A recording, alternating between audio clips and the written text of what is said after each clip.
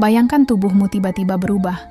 Payudaramu membesar secara tidak wajar, menimbulkan rasa nyeri dan ketakutan yang terus menghantuimu setiap malam. Tak ada penjelasan medis, tak ada jawaban logis, hingga kau sadar semuanya bermula sejak bertemu istri sah dari suamimu. Tatapannya dingin, senyumnya samar, tapi efeknya nyata. Inilah kisah tentang balas dendam, rasa sakit yang ditanam dalam diam, dan kutukan yang menyerang perlahan, membuat korban kehilangan kendali atas tubuh dan hidupnya. Sebelum lanjut, pastikan kamu sudah tekan tombol subscribe, aktifkan notifikasi, dan beri like jika kamu suka cerita-cerita penuh misteri seperti ini. Namaku Nadia. Usia baru menginjak 26 tahun saat aku menikah dengan Raka, pria matang dan mapan yang sudah lebih dulu punya keluarga. Aku tahu, menjadi istri kedua bukan posisi yang disukai banyak orang. Tapi bagiku, saat itu cinta membutakan segalanya. Raka memperlakukanku dengan manis. Rumah mewah, mobil, liburan, semua seperti mimpi.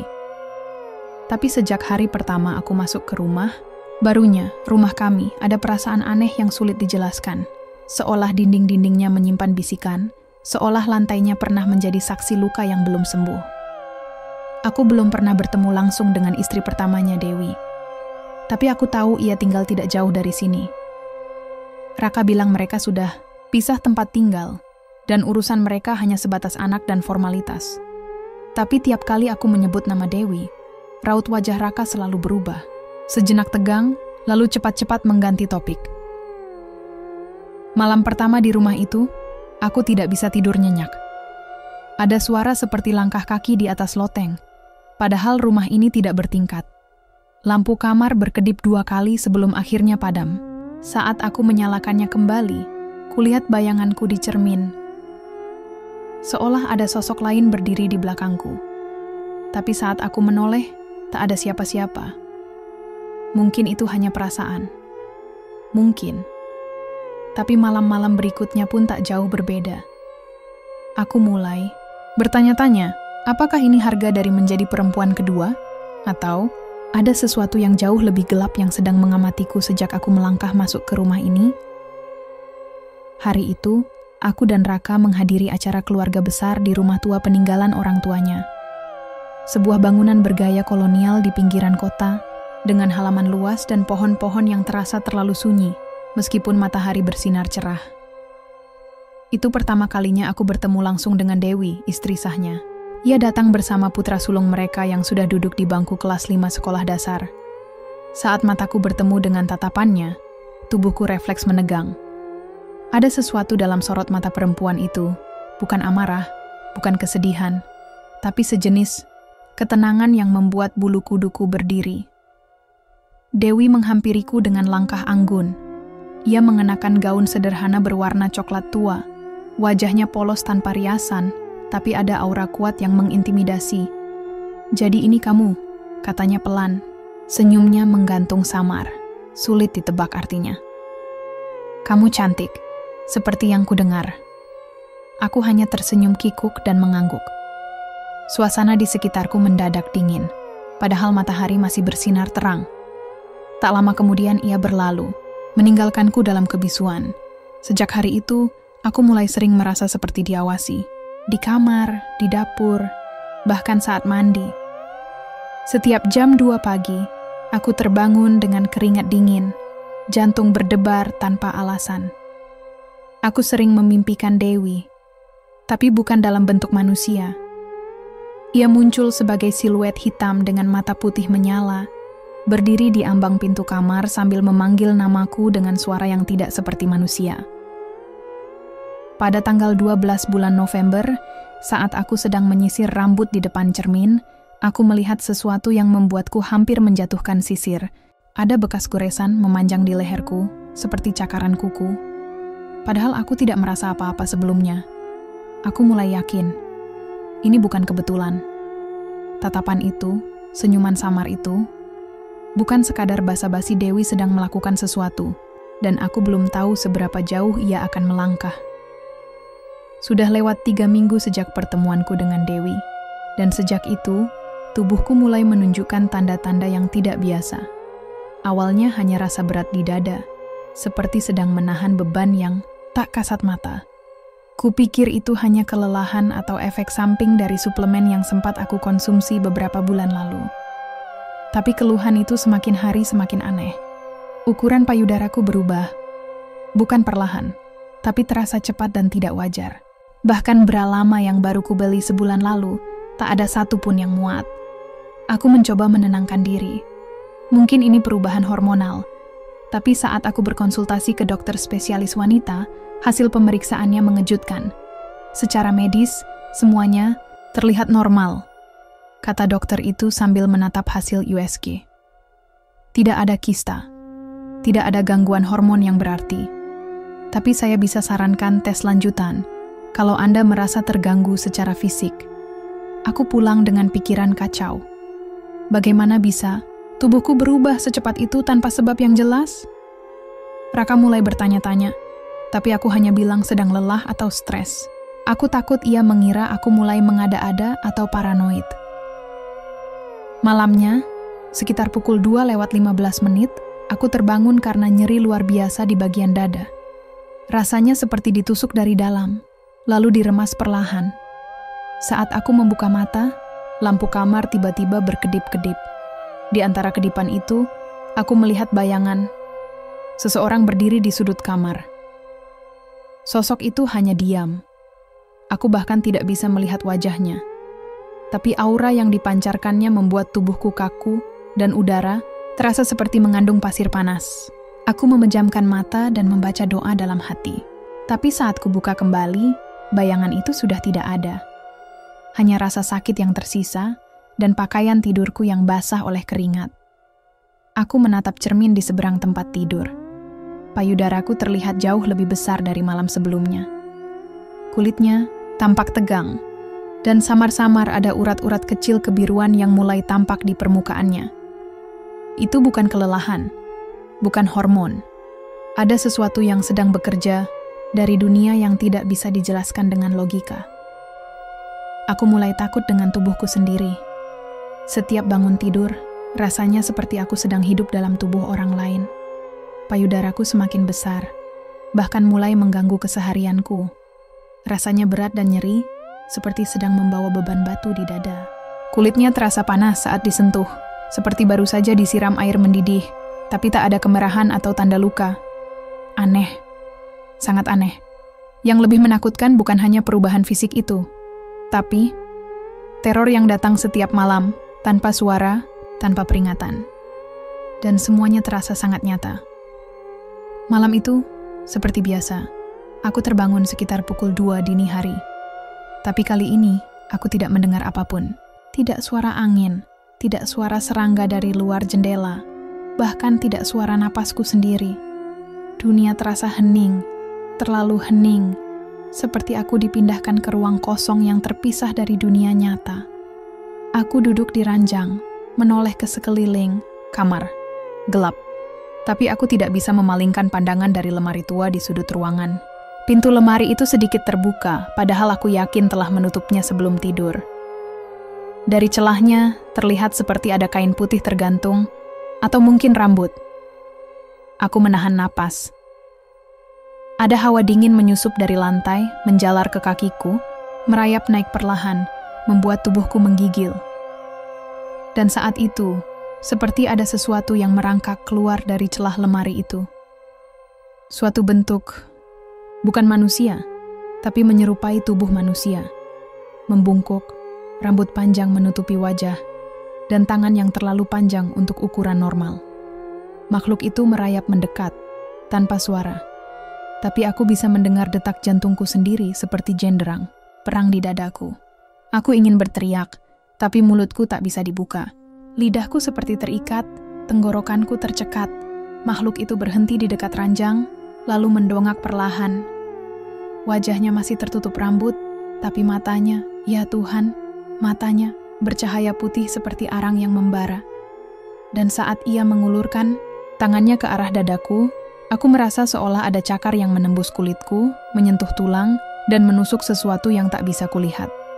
Aku tersadar karena tubuhku tiba-tiba tersentak seperti terkena aliran listrik. Nafasku memburu, tubuh basah oleh keringat. Tapi tak ada apa-apa. Kamar kembali hening, lemari tertutup rapat. Hanya rasa nyeri luar biasa di dada yang masih terasa, dan rasa takut yang belum hilang. Besoknya, aku memberanikan diri untuk bercerita pada temanku yang bekerja di pusat herbal dan pengobatan alternatif. Namanya Sari. Wajahnya langsung berubah saat aku menceritakan semuanya. Ia menyuruhku datang ke tempat seorang orang pintar yang ia kenal sejak lama. Seseorang yang pernah membantu banyak orang dalam kasus-kasus yang tidak bisa dijelaskan secara medis. Ada yang tidak suka padamu, Nad, kata Sari lirih. Dan dia bukan hanya ingin menyakitimu. Dia ingin mengubahmu, mempermalukanmu, menghancurkanmu perlahan dari dalam. Aku tidak langsung percaya, tapi jauh di dalam hatiku, aku tahu Sari tidak salah. Sejak malam pertama bertemu Dewi, aku seperti masuk ke dalam ruang yang tak pernah bisa aku keluar. Dunia gelap yang membuntutiku, membekas di tubuh dan pikiranku. Dan kini aku bertanya-tanya, apa yang sebenarnya ingin dicapai oleh perempuan itu? Apakah ini balas dendam? Atau hanya permulaan dari sesuatu yang lebih besar dan lebih mengerikan? Hari itu, langit mendung sejak pagi. Angin bertiup kencang seperti membawa sesuatu yang tak terlihat, menyapu halaman rumah hingga daun-daun berserakan tak karuan. Di dalam hati, aku merasakan sesuatu yang ganjil. Seperti tubuhku tahu bahwa hari ini akan mengubah segalanya. Aku mengikuti saran Sari dan pergi ke rumah orang pintar yang ia kenal. Seorang pria tua bernama Pak Raga, tinggal di ujung desa yang jarang dilewati kendaraan. Rumahnya kecil, berdinding papan tua. Tapi begitu aku melangkah masuk, udara di sekitarku berubah. Rasanya lebih berat, lebih tebal. Pak Raga menatapku lama tanpa berkata-kata. Matanya tajam, tidak menuduh, tapi seolah bisa menembus pikiranku dan melihat sesuatu yang bahkan aku sendiri tidak paham. Ada yang menanam sesuatu di tubuhmu, katanya pelan. Bukan benda, tapi niat, dendam. Aku hanya bisa menatapnya tanpa berkedip. Tubuhku gemetar, bukan karena dingin, tapi karena aku tahu. Ini bukan lagi soal mimpi buruk atau halusinasi. Ada kekuatan nyata yang sedang bekerja padaku. Pak Raga menaburkan kemenyan ke bara api dan mulai membaca sesuatu dalam bahasa yang asing di telingaku. Asap tipis mulai memenuhi ruangan. Perlahan, aku merasa panas di dada, tepat di area yang selama ini membengkak dengan tak wajar. Tiba-tiba, dari dalam asap itu, Pak Raga berkata dengan suara yang lebih dalam dari sebelumnya. Perempuan itu, dia tidak membencimu sebagai pribadi, tapi dia ingin kau merasa seperti yang ia rasakan, terhina, diabaikan, kehilangan harga diri. Dia tidak ingin mencabut nyawamu. Dia ingin kau hidup, tapi tidak seperti manusia. Aku menahan napas. Kata-kata itu menggema dalam pikiranku. Ada bayangan wajah Dewi muncul dalam benakku, dengan senyum samar dan mata tenang yang penuh perhitungan. Dia pernah jadi istri yang sempurna, lanjut Pak Raga. Tapi hatinya dikoyak oleh pengkhianatan. Dan sekarang, ia menanam luka itu ke dalam tubuhmu. Aku tidak bisa berkata-kata. Air mata menetes begitu saja. Bukan hanya karena rasa takut, tapi karena aku tahu aku telah ikut masuk dalam lingkaran kebencian yang tidak pernah kumulai. Masih bisa disembuhkan, kata Pak Raga. Tapi kau harus memilih, melawan, atau melepaskan. Tidak bisa keduanya. Aku pulang dengan pikiran kusut. Di tengah jalan telepon dari Raka masuk. Suaranya terdengar kesal dan bingung. Ia bertanya kenapa aku makin sering mengurung diri. Mengapa aku tak seperti dulu lagi? Aku hampir ingin bercerita semuanya, tapi lidahku berat. Apakah dia akan percaya? Atau malah menganggapku sedang mencari perhatian? Malamnya, aku berdiri di depan cermin cukup lama, mengamati tubuhku sendiri. Payudaraku kini tampak jauh lebih besar dari ukuran manusia normal. Kulitnya tampak tidak alami. Bahkan aku mulai melihat tanda-tanda kehitaman samar di sekelilingnya, seperti bekas terbakar dari dalam. Aku menyentuh cermin itu perlahan, dan dalam pantulannya, aku tidak sendiri. Di belakangku, sosok perempuan itu berdiri. Wajahnya kini jelas.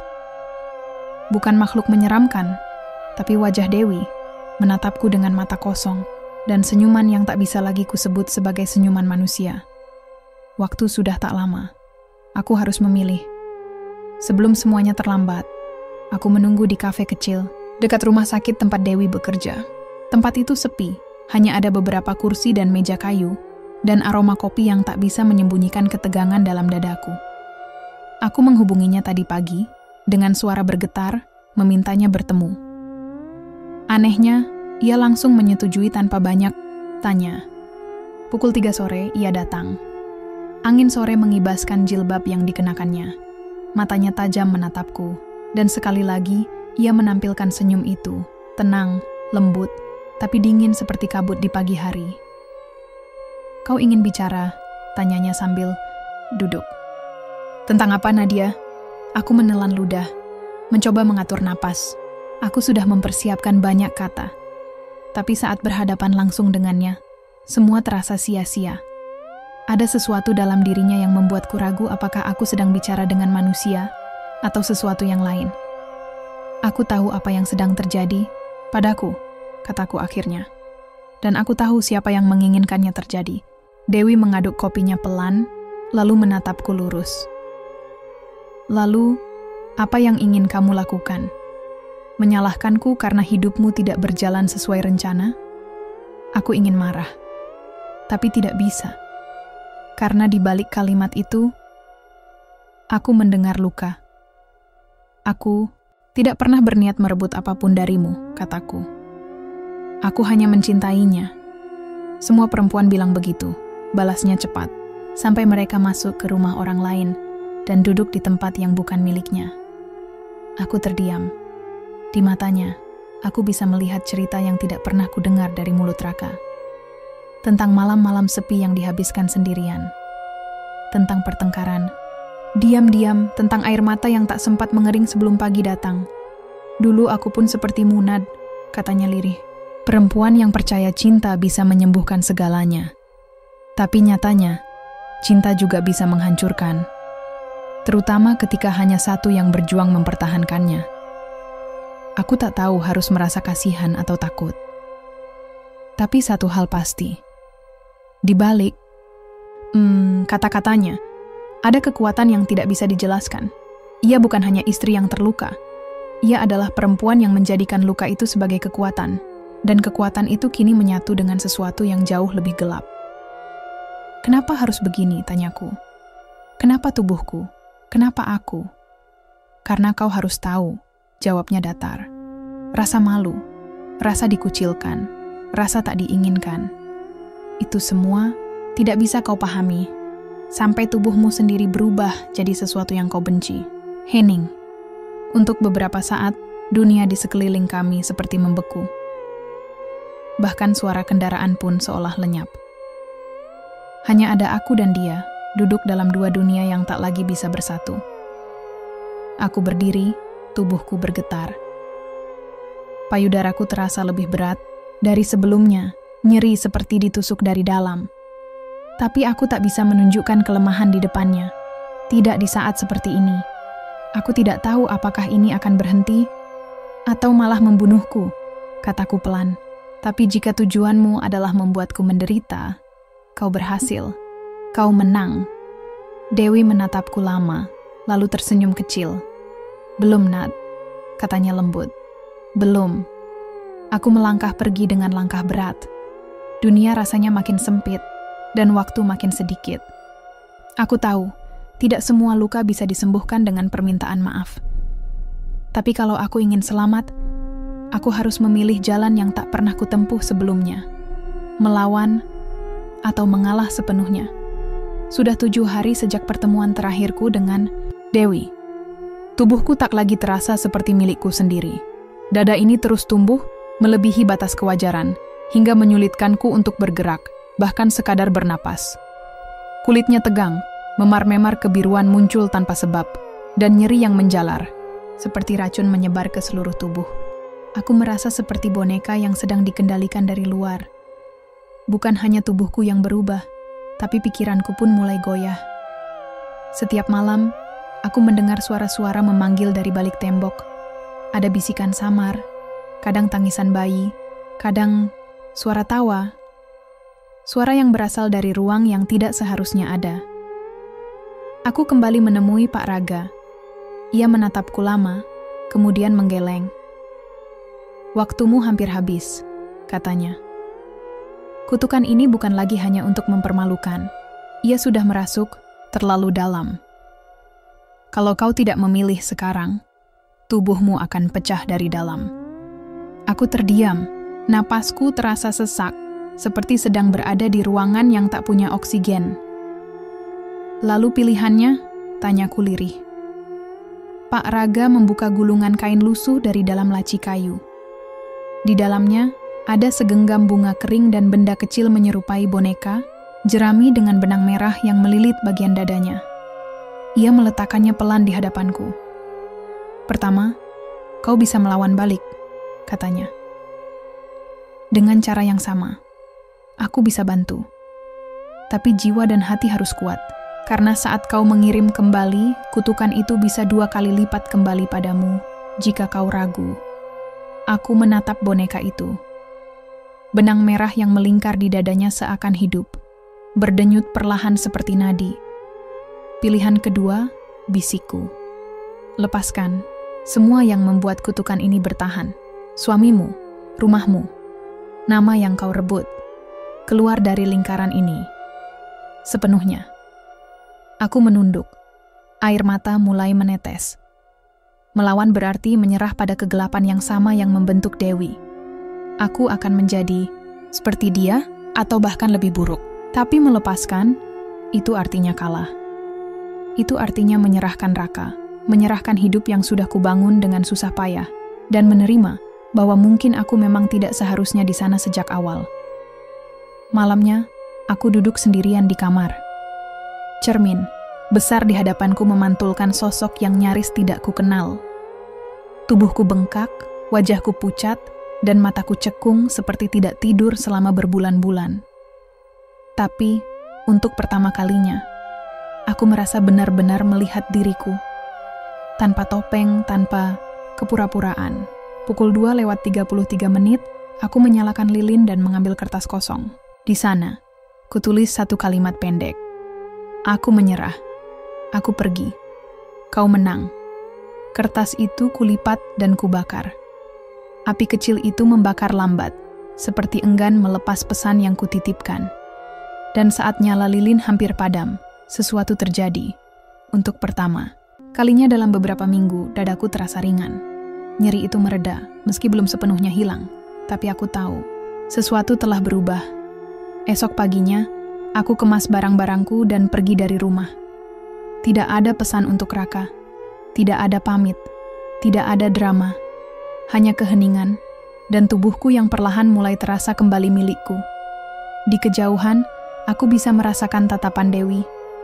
Mungkin dari jauh, mungkin dari tempat yang tak terlihat oleh mata. Tapi kali ini, tidak ada senyum, tidak ada amarah, hanya ketenangan yang menakutkan. Sudah 40 hari sejak aku pergi dari rumah itu. Aku kini tinggal di kota kecil, jauh dari hiruk-pikuk masa laluku.